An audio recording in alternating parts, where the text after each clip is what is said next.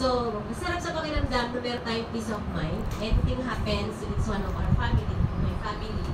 Hindi na ako mangungutang sa employer, hindi na ako mangungutang sa 5-6. Kasi meron na kaming healthcare fund. So, nag-i-invest pa yun. At saka, marami na akong napagdaanan. Bata pa ako, tatay ko. Namatay ko sumatay kasi sa bahay lang kasi nga walang pera yung nanay ko kasi mahirap lang talaga kami.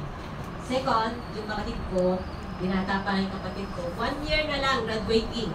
Hindi mo talaga masasabi ang isang tao. Kasi minsan, tayong mga parents, proud tayo sa mga anak natin, nag-aaral. So, in-expect na rin talaga namin, 1 year na lang makakatulong na. Namatay yung kapatid ko through, rheumatic heart. So, just imagine, 1 year na lang, inaasahan na ng mother ko makakatulong. Pero namatay pa. Pero before that, nag-struggle din kami financially.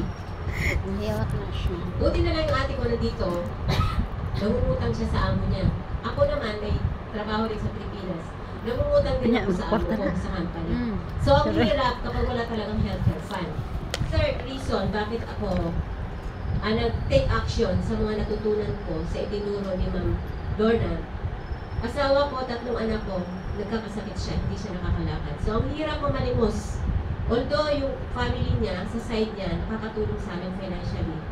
Tsaka yung ate ko dito. Pero ang hirap na umaasa ka sa iba, kahit pa family members mo siya. Fourth, yung ate ko kamamatay lang is April. Iisa lang ang anak. Alam niyo yung pamangkin ko umiyak. Sabi niya, nag-iisa lang akong anak, tiya. Pero ang hirap, lalo na kung walang healthcare fund yung parents niya, yung ate ko. Since bata pa yung pamangkin ko,